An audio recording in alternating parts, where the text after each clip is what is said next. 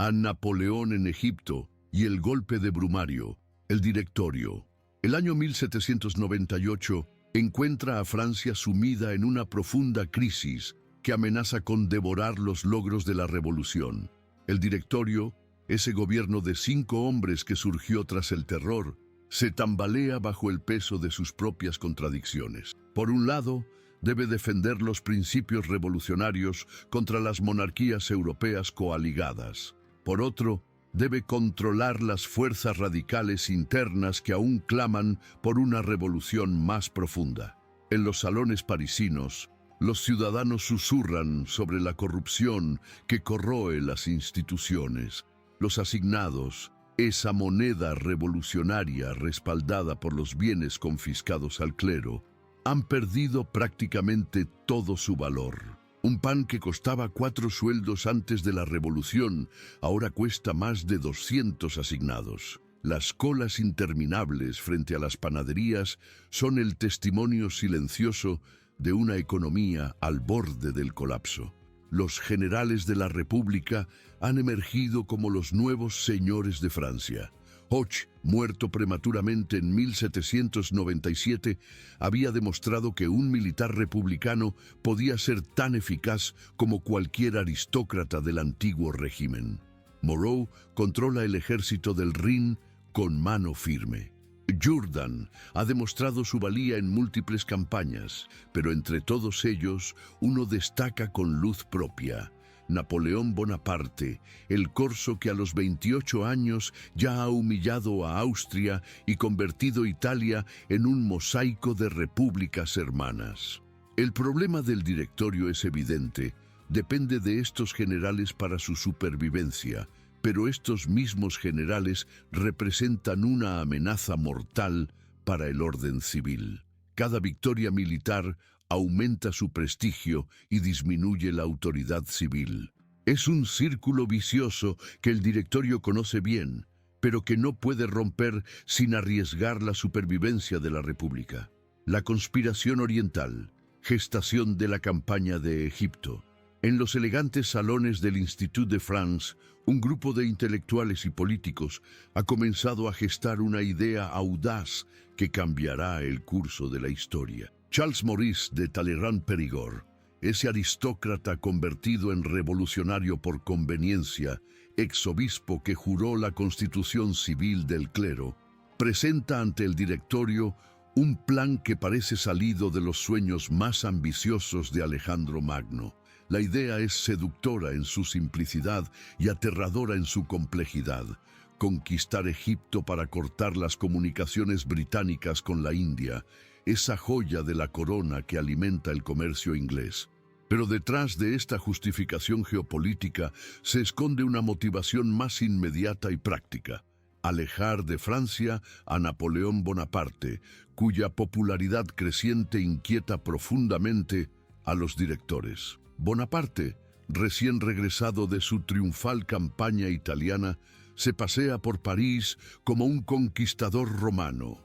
Las multitudes lo aclaman en las calles, los salones literarios compiten por su presencia y los políticos calculan ansiosamente si debe ser considerado aliado o amenaza. Su matrimonio con Josefina de Beauharnais, viuda de un general guillotinado durante el terror, le ha abierto las puertas de la sociedad parisina más refinada, pero también ha alimentado los rumores sobre sus ambiciones personales. El Directorio ve en la expedición egipcia la solución perfecta a múltiples problemas. Por un lado, se libra de un general demasiado popular y ambicioso. Por otro, puede presentar ante la opinión pública francesa un proyecto grandioso que evoque las glorias de las cruzadas, pero envuelto en los ideales ilustrados de la revolución. No se trata solo de conquista militar, sino de una misión civilizadora que llevará las luces de la ciencia y la razón a una tierra sumida en el oscurantismo otomano. La comisión de científicos que acompañará la expedición es impresionante. Gaspard Monge, el matemático que revolucionó la geometría descriptiva. Claude-Louis Berthollet, el químico que ha transformado la comprensión de los procesos químicos. Étienne Geoffroy Saint-Hilaire, el naturalista cuyas teorías sobre la evolución anticipan las de Darwin. Dominique Vivant-Denon, el artista y arqueólogo que documentará las maravillas del antiguo Egipto. En total, 167 sabios que convertirán esta expedición militar en la más extraordinaria empresa científica de la época. Bonaparte acepta el mando con el entusiasmo de quien ve cumplirse su destino. Para él, Egipto no es solo una provincia otomana por conquistar, sino el escenario donde los grandes conquistadores de la historia escribieron sus nombres en letras doradas. Alejandro fundó Alejandría, César sedujo a Cleopatra, los cruzados establecieron reinos efímeros pero gloriosos. Ahora es su turno de añadir su nombre a esta lista ilustre. El Rin, la travesía, entre la gloria y la incertidumbre. El 19 de mayo de 1798, la flota más impresionante que Francia ha organizado jamás zarpa del puerto de Tolón. 400 barcos de todos los tamaños navegan en formación hacia un destino que solo Bonaparte y un puñado de oficiales superiores conocen. Los 38.000 hombres embarcados creen que se dirigen hacia Inglaterra, hacia las costas del Atlántico, hacia cualquier lugar menos hacia el Mediterráneo oriental. La flota es un espectáculo impresionante que combina la magnificencia de la Marina Real francesa con las innovaciones de la época revolucionaria. L'Orient, el buque insignia de 120 cañones, es una fortaleza flotante que rivaliza con los mayores navíos de línea británicos. Los 13 navíos de línea que lo acompañan representan lo mejor de la construcción naval francesa. Las fragatas, ágiles y rápidas, sirven como ojos de la flota. Los transportes, abarrotados de soldados, caballos, artillería y los innumerables cajones que contienen la biblioteca portátil más extraordinaria jamás embarcada. Durante la travesía, Bonaparte revela gradualmente el destino de la expedición. Los generales más veteranos reciben la noticia con una mezcla de excitación y aprensión. Kleber, el alsaciano gigantesco cuyo valor en el campo de batalla es legendario, comprende inmediatamente las implicaciones estratégicas de la operación. Desailly, el noble que abrazó la causa republicana, ve en Egipto la oportunidad de emular las hazañas de los grandes capitanes de la antigüedad. Lannes, el gascón impetuoso que ha seguido a Bonaparte desde Italia, confía ciegamente en el genio de su comandante. Pero la travesía no está exenta de peligros. La flota británica del almirante Nelson patrulla el Mediterráneo con la tenacidad de un sabueso siguiendo un rastro. Los vigías franceses reportan constantemente velas en el horizonte que podrían pertenecer a los temidos navíos ingleses. Cada amanecer trae la posibilidad de un combate naval que podría destruir la expedición antes de que llegue a su destino. El 9 de junio, la flota llega a Malta. La isla, controlada por la Orden de San Juan desde hace siglos, se rinde sin apenas resistencia. Los caballeros, descendientes de los cruzados que defendieron Rodas contra los turcos, han perdido su espíritu guerrero. Sus riquezas acumuladas durante siglos financiarán parcialmente la expedición egipcia, pero la conquista de Malta es más que un episodio menor. Es la primera demostración de que esta expedición puede transformar todo el equilibrio del Mediterráneo oriental. El desembarco, Alejandría y el encuentro con Oriente. El 1 de julio de 1798, las costas de Egipto aparecen en el horizonte como una línea dorada que separa el azul intenso del Mediterráneo del azul infinito del cielo africano. Alejandría, la ciudad fundada por Alejandro Magno, se alza ante los ojos de los soldados franceses como un espejismo materializado. Sus minaretes y cúpulas, sus murallas medievales construidas sobre cimientos tolemaicos, sus calles que han visto pasar a griegos, romanos, árabes y turcos, todo se ofrece a la conquista del ejército republicano. El desembarco es caótico y heroico a la vez. Las olas del Mediterráneo lanzan las embarcaciones menores contra una costa rocosa y traicionera. Los soldados, debilitados por semanas de navegación, saltan al agua cargados con sus mosquetes, cartucheras y mochilas. Muchos no saben nadar y deben ser auxiliados por sus camaradas. Los caballos, aterrorizados por la confusión, relinchan desesperadamente mientras son izados o arrastrados hasta la playa. Bonaparte es uno de los primeros en pisar tierra egipcia. Según los testigos, permanece inmóvil durante varios minutos, contemplando la ciudad que está a punto de conquistar. Sus ayudantes de campo esperan órdenes, pero él parece absorto en pensamientos que trascienden el momento presente. Finalmente, se vuelve hacia sus generales y pronuncia las palabras que la historia recordará. Soldados, desde lo alto de estas pirámides, 40 siglos os contemplan. La conquista de Alejandría es rápida pero no fácil. Los mamelucos, esos guerreros de élite que han dominado Egipto durante siglos, ofrecen una resistencia feroz pero desorganizada. Sus cargas de caballería, temibles en el desierto abierto, se estrellan contra los cuadros de infantería francesa. Los jenízaros otomanos, soldados profesionales del sultán, luchan con valor, pero no pueden compensar su inferioridad numérica y tecnológica. La población de Alejandría recibe a los conquistadores con una mezcla de curiosidad, temor y esperanza. Los coptos, cristianos orientales que han sufrido siglos de discriminación bajo el dominio islámico, ven en los franceses a posibles liberadores. Los comerciantes griegos, armenios y judíos calculan rápidamente las oportunidades que puede ofrecer el nuevo régimen. Los ulemas y los notables musulmanes se encierran en una actitud de espera prudente.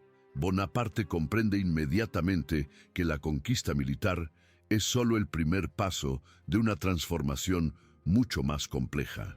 Egipto no es Italia, donde las poblaciones locales compartían con los franceses una herencia cultural común. Aquí, todo es diferente: la religión, las costumbres, el clima, la estructura social. La Revolución Francesa deberá adaptarse a realidades que los filósofos de París jamás imaginaron. La proclama de Bonaparte, entre la razón y la fe. El 2 de julio de 1798, apenas 24 horas después de la conquista de Alejandría, Bonaparte publica una proclama que revela tanto su genio político como su comprensión intuitiva de las complejidades orientales. El documento, redactado en árabe y francés, es una obra maestra de diplomacia cultural que intenta reconciliar los principios de la revolución con las creencias islámicas. Pueblos de Egipto, comienza la proclama, os dirán que vengo a destruir vuestra religión. No los creáis. Responded que vengo a restituiros vuestros derechos y a castigar a los usurpadores, y que respeto más que los mamelucos a Dios, su profeta y el Corán. Estas palabras, cuidadosamente elegidas, buscan presentar la invasión francesa no como una conquista extranjera, sino como una liberación de la opresión mameluca. La proclama continúa con argumentos que mezclan hábilmente la retórica revolucionaria con referencias islámicas. ¿No hemos destruido al Papa que predicaba la guerra contra los musulmanes? ¿No hemos destruido a los caballeros de Malta, porque estos insensatos creían que Dios quería que hicieran la guerra a los musulmanes? ¿No hemos sido en todos los tiempos los amigos del gran Señor y los enemigos de sus enemigos? Pero detrás de esta retórica diplomática, Bonaparte está implementando un programa revolucionario adaptado a las circunstancias locales. Los mamelucos, esa casta militar que ha dominado Egipto desde el siglo XIII, son declarados enemigos del pueblo egipcio. Sus propiedades son confiscadas y redistribuidas. Los impuestos extraordinarios que gravaban al campesinado son abolidos. Se establece un dibián, un consejo de notables egipcios que participará en la administración del país. la reacción de la población egipcia es compleja y variada. Los intelectuales formados en Al-Azhar, la universidad islámica más prestigiosa del mundo árabe, estudian cuidadosamente las palabras de Bonaparte buscando signos de sinceridad o engaño. Algunos, como el cronista Abd al-Rahman al-Jabarti, reconocen la superioridad técnica de los franceses, pero cuestionan sus intenciones religiosas. Otros, especialmente entre las minorías cristianas y judías, ven en la ocupación francesa una oportunidad de mejora de su situación. Los científicos que acompañan la expedición comienzan inmediatamente su trabajo de documentación y estudio. La Casa de la Sabiduría, establecida en el Cairo, se convierte en el primer centro de estudios orientales modernos. Los sabios franceses aprenden árabe, estudian los manuscritos antiguos, miden y dibujan los monumentos faraónicos, recogen muestras de flora y fauna. Su trabajo sentará las bases de la egiptología como disciplina científica. Da la batalla de las pirámides, el choque de civilizaciones. El 21 de julio de 1798, bajo un sol implacable que convierte el desierto en un horno gigantesco, tiene lugar uno de los combates más épicos de la historia militar. La batalla de las pirámides enfrentará a dos concepciones completamente diferentes de la guerra y, por extensión, de la civilización misma. Por un lado, los mamelucos representan una tradición guerrera milenaria.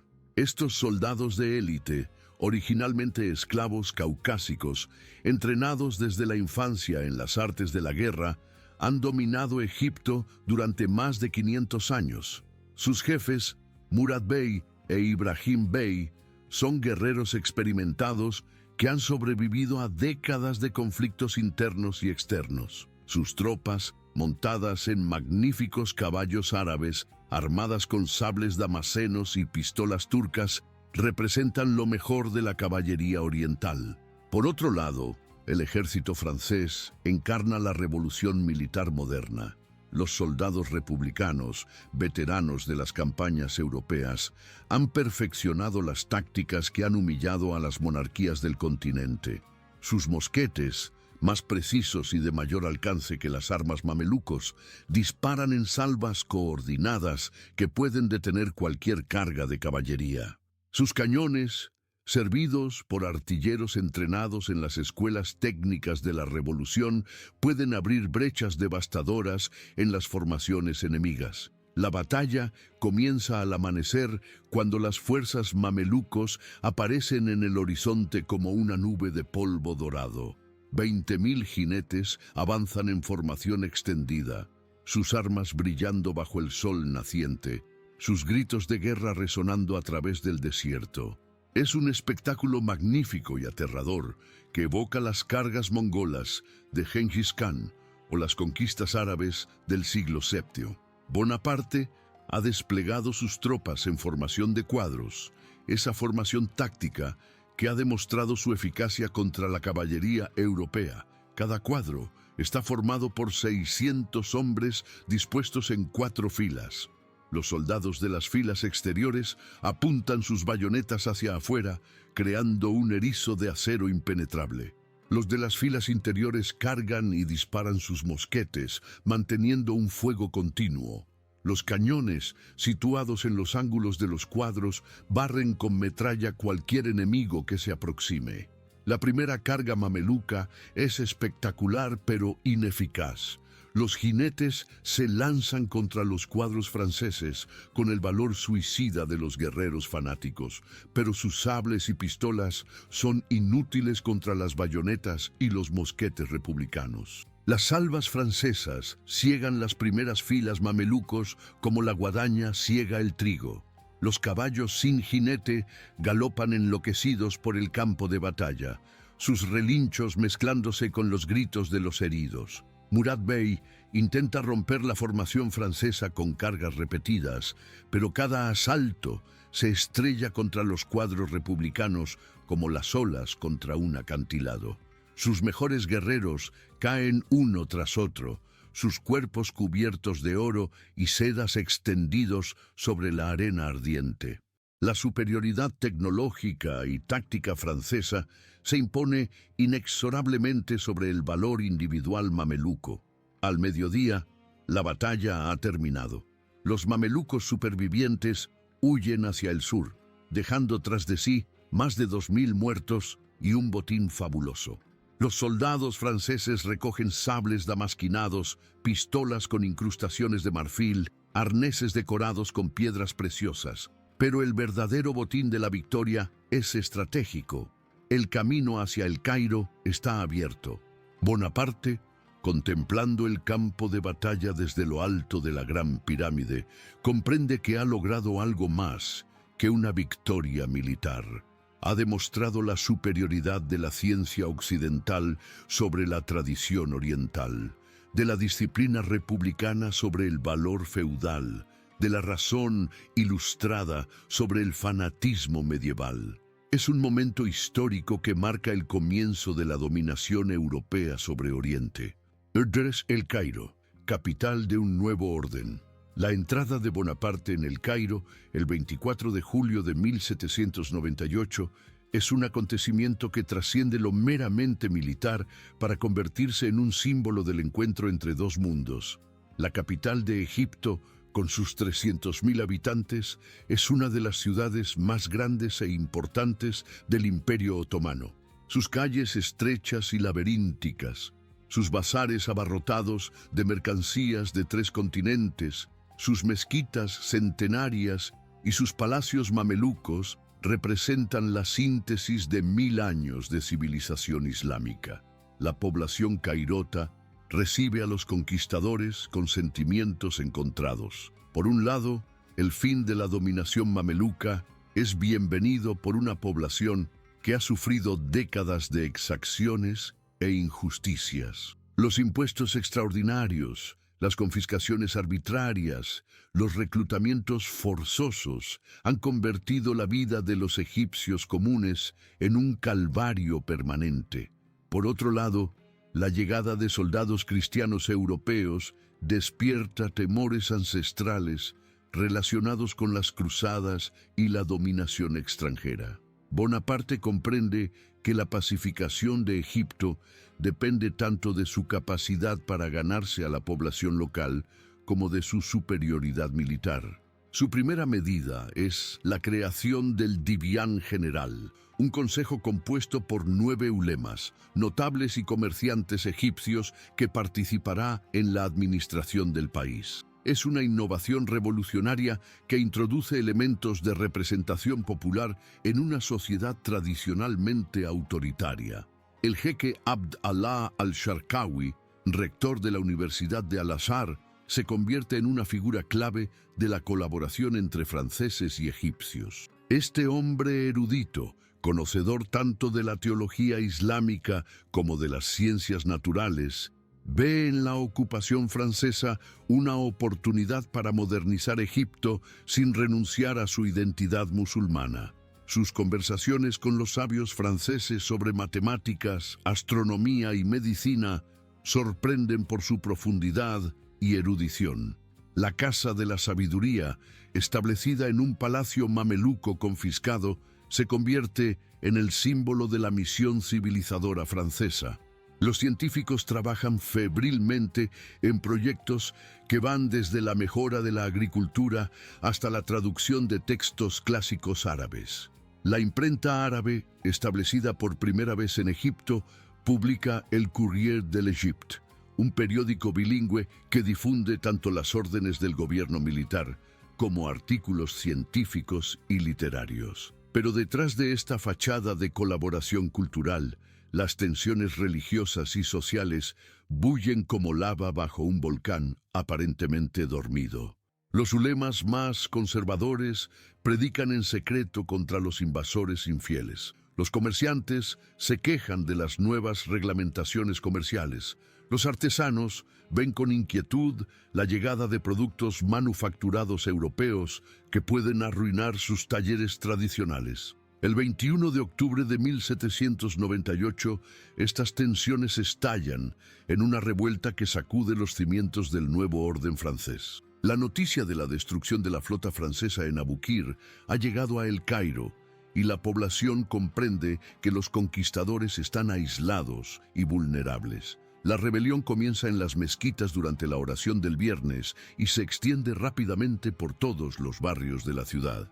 Los insurgentes atacan los puestos franceses con una furia alimentada por meses de humillación reprimida.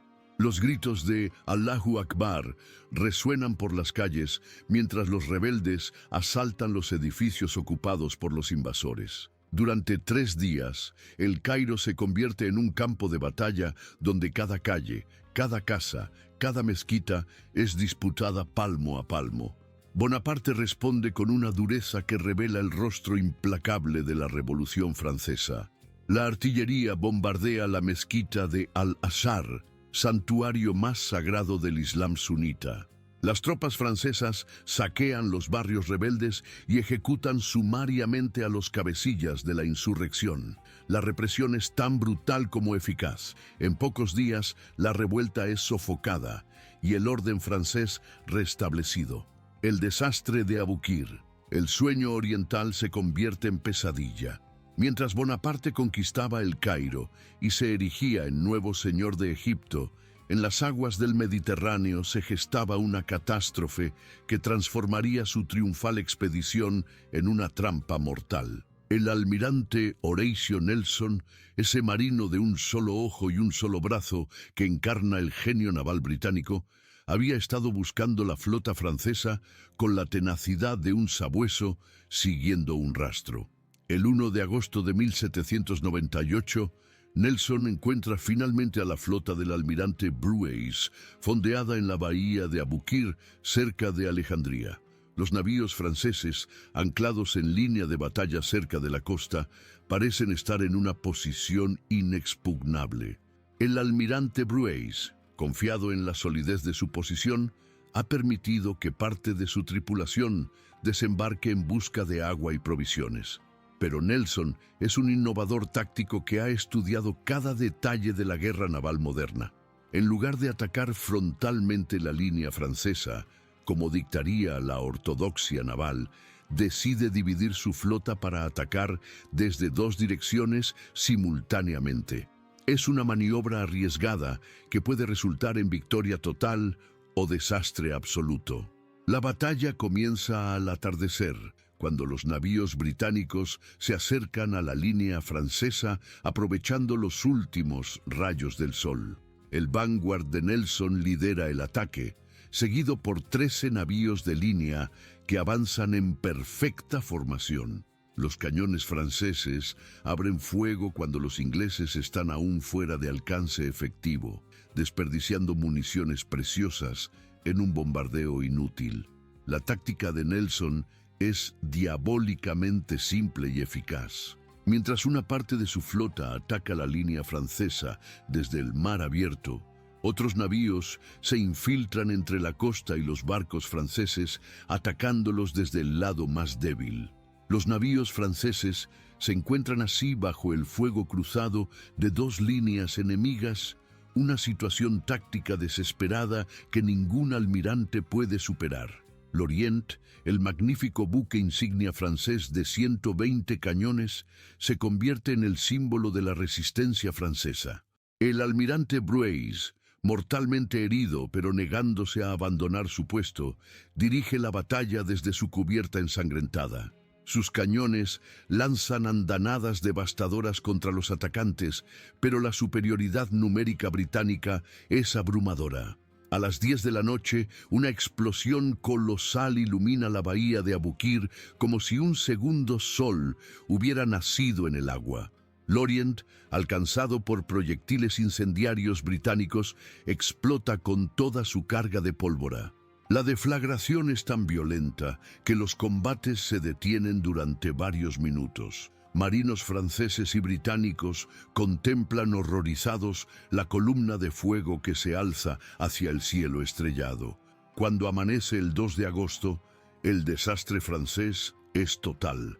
11 navíos de línea han sido capturados o destruidos. Solo 4 logran escapar, llevando consigo los restos de una flota que había sido el orgullo de la Marina francesa. Más de 5.000 marinos franceses han muerto o sido capturados. La expedición egipcia, que parecía destinada a transformar el equilibrio mundial, está ahora aislada en territorio enemigo. La noticia de Abu Qir llega a El Cairo como un rayo que destroza todas las ilusiones orientales de Bonaparte. El general Corso comprende inmediatamente las implicaciones estratégicas del desastre. Sin control del mar, Egipto se ha convertido en una prisión dorada. No hay posibilidad de recibir refuerzos, municiones o provisiones desde Francia. Peor aún, las potencias europeas, al conocer la debilidad francesa, se coaligan una vez más contra la República. La campaña de Siria, el límite del genio. Enfrentado al aislamiento total de su ejército, Bonaparte toma una decisión que revela tanto su genio estratégico como su ambición desmesurada: atacar Siria para amenazar Constantinopla y forzar al Imperio Otomano a firmar una paz separada.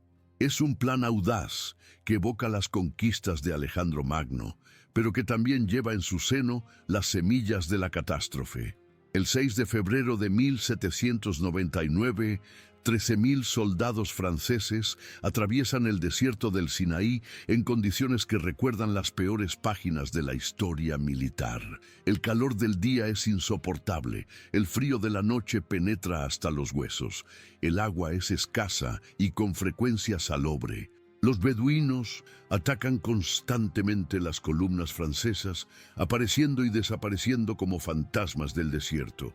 Gaza cae tras un breve asedio, pero la resistencia otomana se endurece a medida que los franceses avanzan hacia el norte.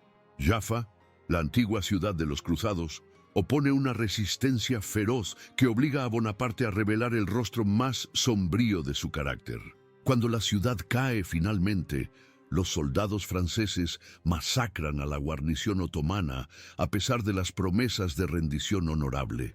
Es un crimen de guerra que manchará para siempre la reputación del futuro emperador. Pero el verdadero calvario espera en San Juan de Acre, esa fortaleza costera que ha resistido durante 200 años todos los asaltos musulmanes y cristianos. La ciudad, defendida por el pachá Ahmad al-Jazzar, el carnicero, y asesorada por el ingeniero militar británico Sir Sidney Smith, se convierte en el símbolo de la resistencia oriental contra la ambición occidental. El asedio de Acre dura 2 meses y revela las limitaciones del genio militar francés cuando se enfrenta a defensas modernas y determinación fanática. Los soldados republicanos, veteranos de docenas de campañas europeas, se estrellan una y otra vez contra las murallas de la ciudad sin lograr abrir una brecha decisiva. Los cañones de asedio, transportados penosamente a través del desierto, resultan insuficientes contra las fortificaciones reforzadas por ingenieros británicos. La peste, esa compañera terrible de todos los ejércitos orientales, hace su aparición en el campamento francés. Los soldados, debilitados por meses de campaña en condiciones extremas, caen víctimas de una enfermedad que la medicina de la época no puede curar. Los hospitales de campaña se convierten en antecámaras de la muerte, donde los médicos militares luchan desesperadamente contra un enemigo invisible. Bonaparte, enfrentado a la primera derrota seria de su carrera, toma una decisión que revela su pragmatismo despiadado. Abandona a los heridos incurables y ordena la retirada hacia Egipto. Es una decisión militar sensata, pero humanamente despiadable, que será utilizada por sus enemigos como prueba de su crueldad. El regreso a través del Sinaí es un calvario que diezma al ejército francés. Los soldados enfermos son abandonados en el desierto. Los heridos que no pueden caminar son rematados por sus propios camaradas para evitar que caigan en manos de los beduinos. Cuando los restos del ejército llegan finalmente a El Cairo, Bonaparte ha perdido la mitad de sus efectivos sin haber logrado ningún objetivo estratégico significativo. El regreso secreto, entre la desesperación y la oportunidad.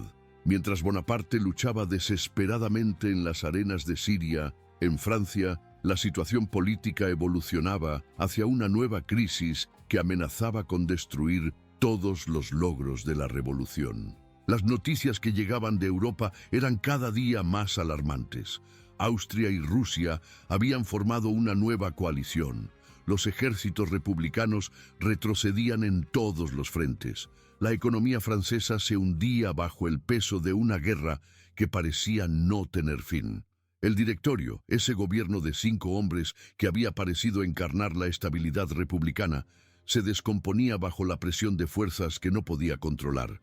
Las elecciones de 1799 habían dado una mayoría a los jacobinos, partidarios de radicalizar nuevamente la revolución. Los termidorianos moderados, que habían dirigido Francia desde la caída de Robespierre, veían con terror el resurgimiento de fuerzas que podían devolverles al terror. Paul Barras, el más hábil de los directores, comprende que el régimen necesita desesperadamente un salvador. Este ex noble, convertido en republicano por oportunismo, ha sobrevivido a todos los cambios políticos desde 1789 gracias a su capacidad para cambiar de bando en el momento preciso. Ahora sus instintos le dicen que el Directorio está condenado y que debe encontrar una salida antes de ser arrastrado por su caída. Las cartas que llegan secretamente de París pintan un cuadro desolador. El general Jourdan ha sido derrotado en Alemania. Massena lucha desesperadamente en Suiza contra los ejércitos austro-rusos. Brune apenas puede contener a los ingleses en Holanda. Peor aún, los realistas han levantado cabeza en el oeste de Francia, donde los chuanes atacan las guarniciones republicanas con el apoyo de los campesinos católicos. Bonaparte, encerrado en su palacio de El Cairo, lee estas noticias con la frialdad del estratega que calcula sus opciones. Para él, la crisis francesa no es solo una catástrofe nacional, sino también una oportunidad personal. El fracaso del Directorio puede abrir el camino hacia el poder supremo que sus ambiciones han soñado desde la juventud. Pero para aprovechar esta oportunidad, debe abandonar Egipto y regresar a Francia en el momento preciso. La decisión de abandonar su ejército no es fácil para Bonaparte. Los soldados que lo han seguido a través del desierto, que han luchado bajo el sol implacable de Siria, que han conquistado las pirámides y el Cairo, merecen un destino mejor que el abandono.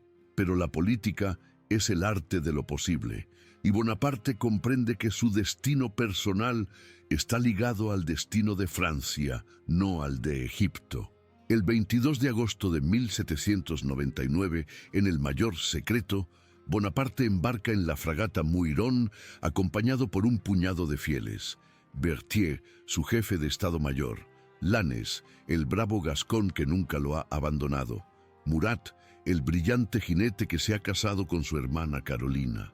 Monge y Berthollet, los sabios que simbolizan la alianza entre la ciencia y el poder.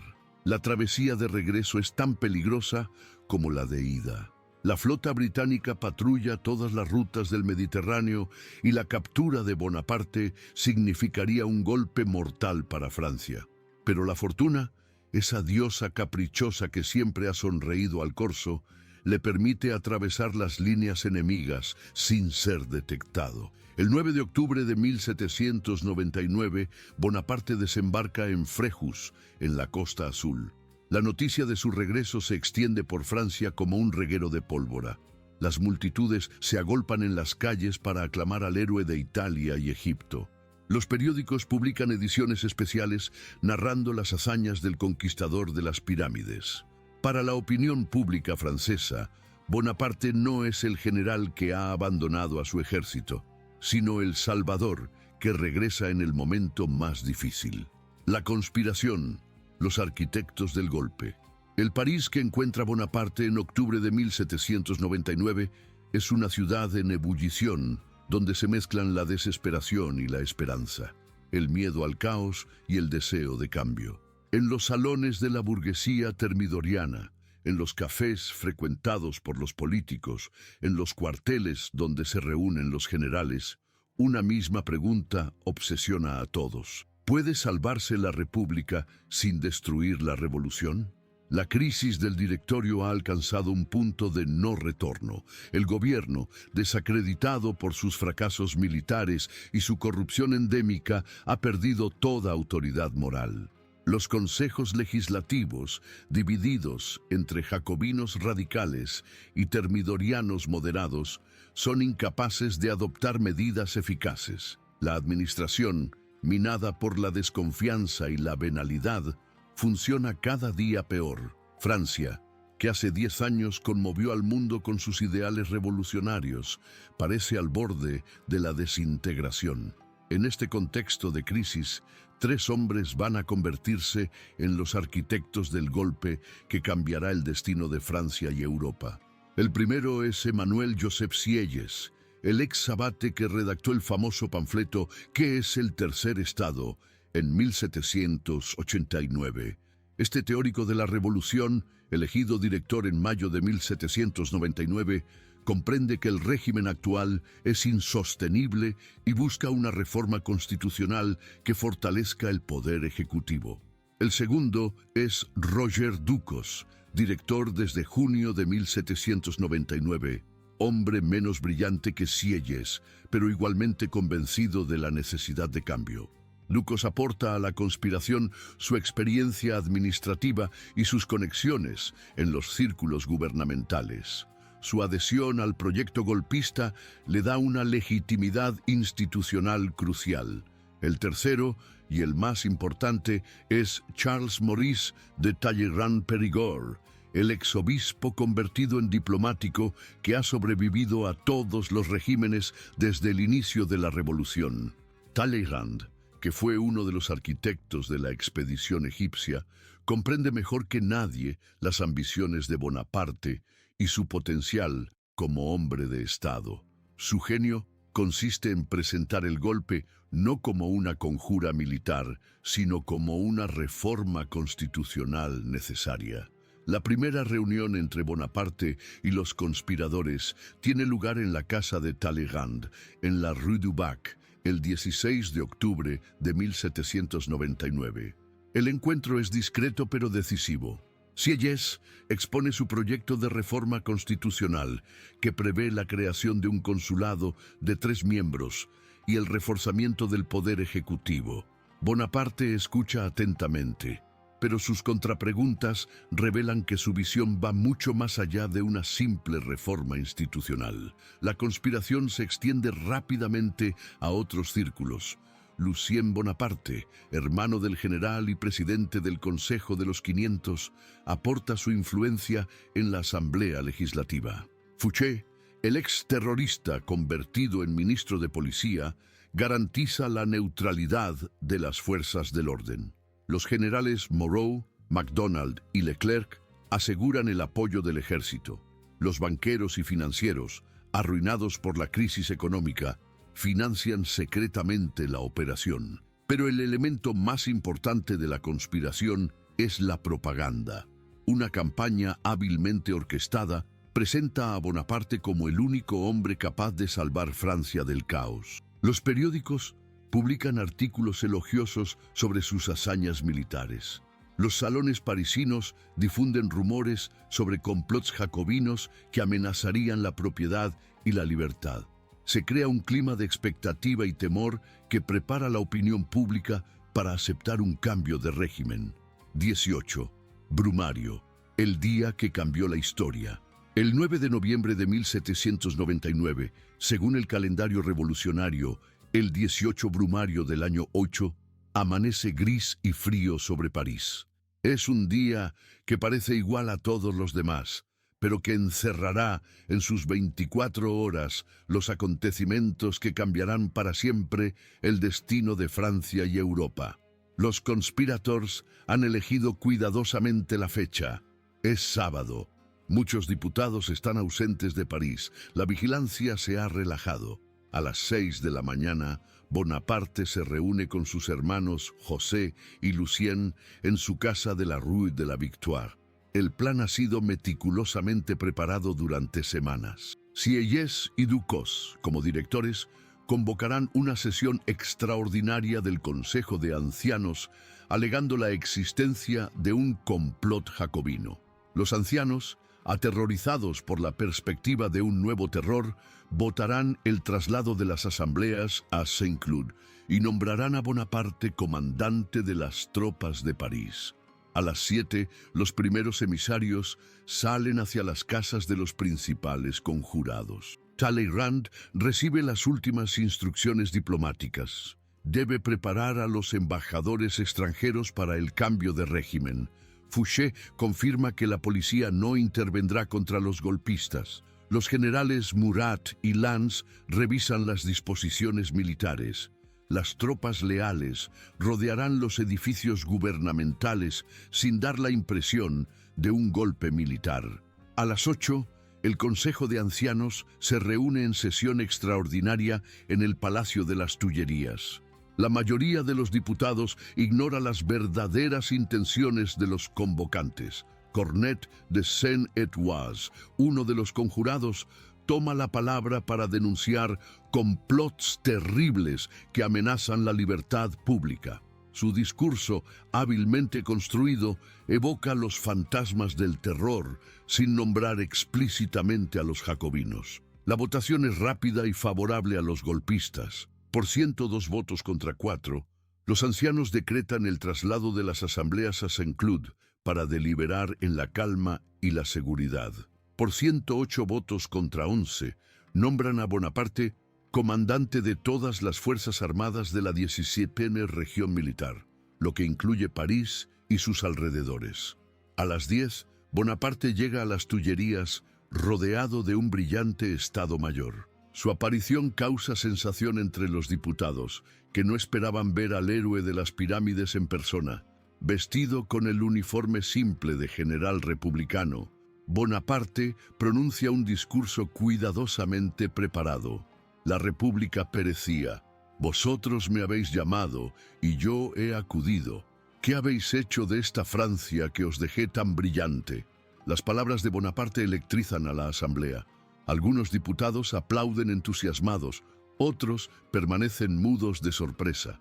Pero la mayoría comprende que está asistiendo a un momento histórico, el nacimiento de un nuevo régimen. Bonaparte ha hablado como un salvador, no como un subordinado del poder civil. A mediodía, las tropas comandadas por Murat y Lannes ocupan discretamente los puntos estratégicos de París. No hay resistencia, no hay combates. Los soldados republicanos obedecen a sus jefes sin cuestionar sus órdenes. La disciplina militar, forjada en 10 años de guerras revolucionarias, funciona perfectamente a favor de los golpistas. Pero el verdadero drama tendrá lugar al día siguiente en Saint-Cloud, donde las asambleas deben ratificar los cambios constitucionales que legitimarán el golpe. El Brin, Saint-Cloud, el triunfo de la audacia. El 19 de noviembre de 1799, el castillo de Saint-Cloud, antigua residencia real convertida en sede provisional del poder legislativo, es el escenario de la jornada más decisiva en la carrera de Bonaparte. Es aquí donde se decidirá si el golpe del 18 Brumario será un éxito que abrirá el camino al poder supremo, o un fracaso que enviaría al corso ante un pelotón de fusilamiento. La situación es más compleja de lo que los conjurados habían previsto. Si el Consejo de Ancianos ha seguido el guión preparado, el Consejo de los 500, más joven y más radical, muestra signos preocupantes de resistencia. Los diputados jacobinos, dirigidos por Augereau y Jourdan, comprenden que el traslado a Saint-Cloud es el preludio de un golpe de Estado y se preparan para la batalla política. Bonaparte llega a Saint-Cloud a las 11 de la mañana, acompañado por sus ayudantes de campo y un destacamento de granaderos. Su aspecto ha cambiado desde el día anterior. Está pálido, nervioso, sudoroso. La tensión de las últimas semanas y la enormidad de lo que está en juego comienzan a afectar sus nervios habitualmente de acero. El primer encuentro tiene lugar en la sala donde se reúne el Consejo de Ancianos. Bonaparte entra esperando encontrar la misma docilidad que el día anterior, pero se enfrenta a una asamblea dividida y hostil. Algunos diputados le reprocharán haber abandonado su ejército en Egipto. Otros cuestionan la legalidad de su nombramiento como comandante militar. Regis de Cambaceres, futuro archicanciller del imperio, describirá más tarde la escena. Bonaparte entró en la sala como un conquistador, pero salió como un acusado. Las palabras del general, habitualmente tan elocuente, se enredan en explicaciones confusas. Su discurso, que debía ser triunfal, se convierte en una justificación patética de sus actos, pero es en el Consejo de los 500 donde Bonaparte vivirá los momentos más dramáticos de su carrera. Cuando entra en la sala acompañado por 4 granaderos, los diputados jacobinos estallan en gritos de indignación. ¡Fuera el dictador! ¡Abajo el tirano! ¡Viva la Constitución! Resuenan en el hemiciclo como gritos de guerra. Arena, diputado por el Var, se alza y grita con voz tonante: «General, jurad respeto a la Constitución del año 3». Otros diputados se suman al coro: «La Constitución o la muerte». Bonaparte, desconcertado por esta hostilidad inesperada, balbucea algunas palabras incoherentes sobre la salvación de la República. La situación se deteriora rápidamente cuando varios diputados se abalanzan sobre Bonaparte gritando: «¡Proscrito!». Un momento más, y el futuro emperador habría sido linchado por los representantes del pueblo francés. Solo la intervención de sus granaderos, que lo sacan a la fuerza de la sala, le salva de un destino que habría cambiado el curso de la historia. Es entonces cuando Lucien Bonaparte, presidente del Consejo de los 500, juega el papel más importante de su vida. Abandonando su silla presidencial, sale del castillo y se dirige hacia las tropas que esperan en el parque. Desde lo alto de un estrado improvisado, proclama con voz dramática: «El presidente del Consejo de los 500 declara que la mayoría de esta asamblea está aterrorizada por algunos representantes armados de puñales, probablemente vendidos a Inglaterra». Las palabras de Lucien son una mentira descarada, pero tienen el efecto deseado sobre los soldados. La idea de diputados armados con puñales para asesinar a su general los indigna.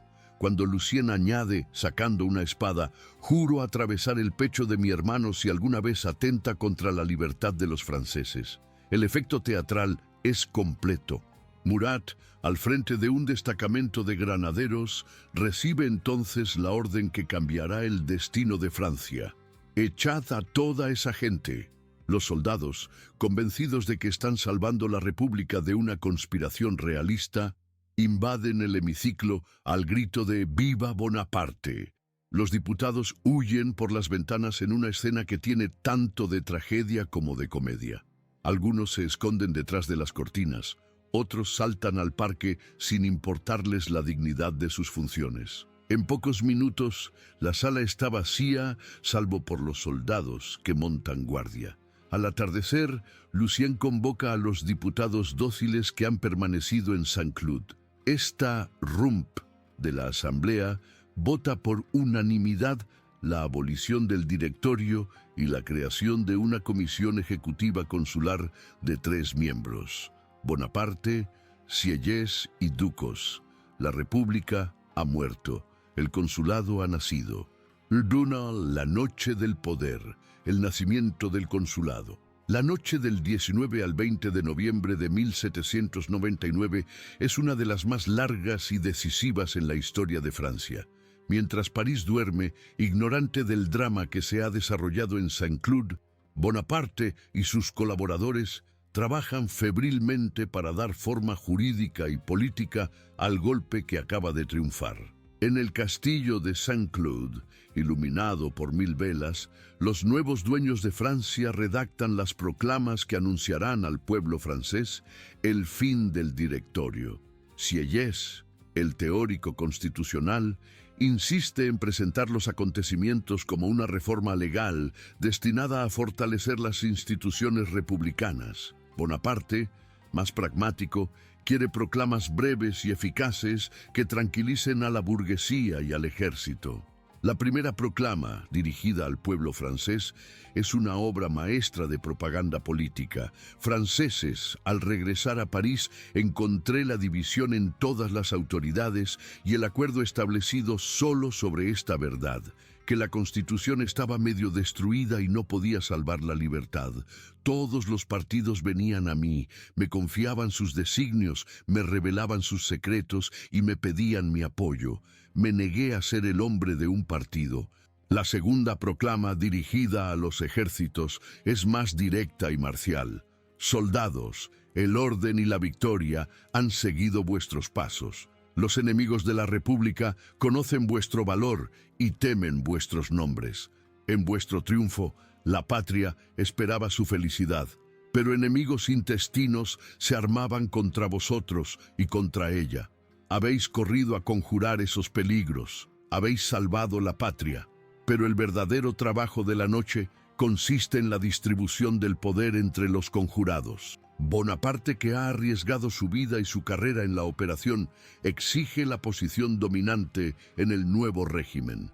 Sieyès, que había soñado con ser el verdadero jefe del Estado, mientras Bonaparte se contentaría con el papel de sable, comprende que ha subestimado las ambiciones del Corso. Las negociaciones son tensas y revelan el genio político de Bonaparte. Cuando Sieyès propone que los 3 cónsules tengan poderes iguales, Bonaparte replica: ¿quién mandará el día de batalla?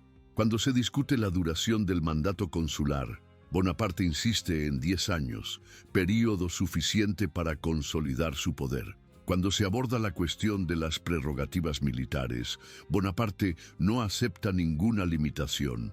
Al amanecer del 20 de noviembre, los acuerdos están cerrados. Bonaparte será primer cónsul, con poderes ejecutivos casi ilimitados. Cambaceres, jurista experimentado, será segundo cónsul y se encargará de la justicia y la legislación. Lebrun, exfuncionario real convertido en republicano moderado, será tercer cónsul y dirigirá las finanzas. Sieyès, consolado con la presidencia del Senado, abandona sus sueños de poder personal. La Constitución del año Obato, redactada en pocas semanas bajo la dirección de Bonaparte, consagra oficialmente la nueva organización del poder. En apariencia, mantiene las formas republicanas. Hay asambleas elegidas, separación de poderes, garantías constitucionales. En realidad, concentra toda la autoridad efectiva en manos del primer cónsul. El sistema electoral es particularmente ingenioso.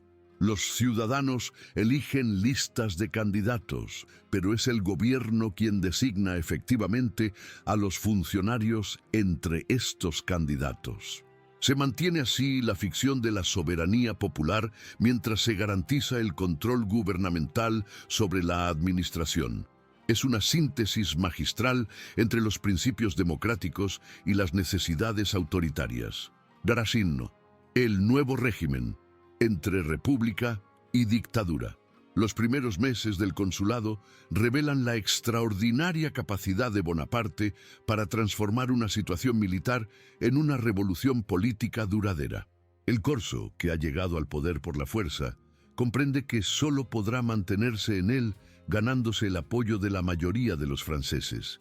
Su genio consiste en presentarse no como el sepulturero de la revolución, sino como su continuador y protector.